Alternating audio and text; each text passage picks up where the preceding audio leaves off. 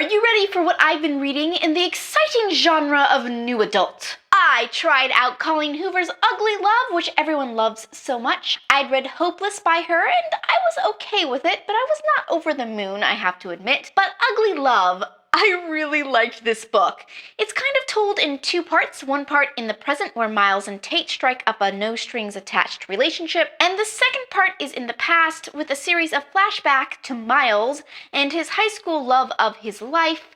I liked this because it did indeed live up to the promise of the title and presented love that wasn't nice, clean, and simple. I was really impressed by this book. Okay, I have been letting my Abbi Glines reading lag, as she published 2 Rosemary Beach books in 2015 that I had not read yet, so I caught up starting with book 11, When You're Back. I love the first couple books in this series. The later books are hit and miss for me. They just get kind of formulaic after a while. For example, Abbi Glines is obsessed with men insisting women take naps. I'm beginning to think she must be chronically sleep deprived, if that's her ultimate romantic fantasy. This book continues on with Reese and Mace's storyline. In this one, Mace's cousin, who is not a cousin, shows up, and she is so totes in love with him, of course, so insta conflict.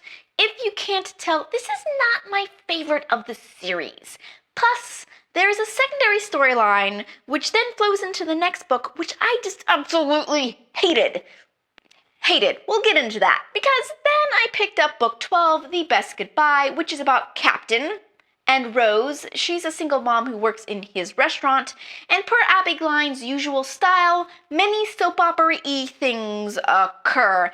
This was a lot better than the last book, even though Captain is one of the main reasons I didn't like the last book, in which he doesn't take a girl's word that she's not interested in him, so back off, which made me want to slap him up the side of the head. But if you can pretend that he's an entirely new character in this book that you've never met before, and you ignore how formulaic Abbi Glines is starting to get, it was a pretty decent book. So I somehow accidentally skipped over reading book 4 in JLA's Wait For You series, and I went straight to book 5, Forever With You. This, at first, is the traditional accidentally knocked up storyline.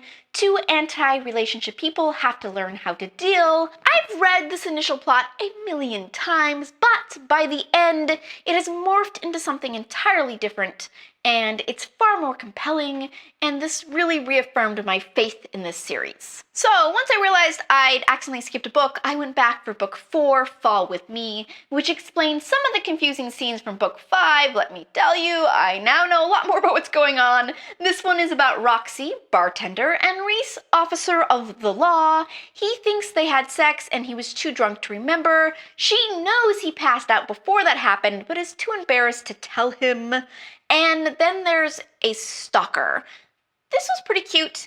There's this one scene that drove me crazy. What I can say without being spoilery is that it's one of those scenes that if it was in a horror movie, you'd be like, are you an idiot? Why would you do that? No sane human being would be that oblivious. If you want to know what scene I am referring to, check out my review on Goodreads and click on the view spoiler link. Then I went way back to read the ancillary novel that comes between books 1 and 2, Trust in Me.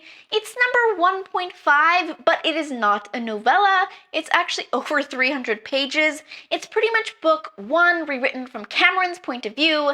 Abbi Glines did this too with one of her books, and I thought I would hate reading essentially the same book again, but I'm starting to really enjoy these retellings of some of my favorite books. It allows me to visit the same story and world again, but also gives me a lot of fresh perspective on different parts of the story that I love. I gotta say with this one, I still like the story better told from her perspective, but this was still just a lot of fun to read. I enjoyed Archer's Voice by Mia Sheridan so much that I picked up Leo. This is about 2 kids who met in foster care and fell in love. When Leo gets unexpectedly adopted, he says he'll return for Evie, but he never does. 8 years later, a man shows up saying that Leo sent him to check up on her. This was fairly predictable, and not as good as Archer's Voice, but still it was not bad. I kind of actually really enjoyed it.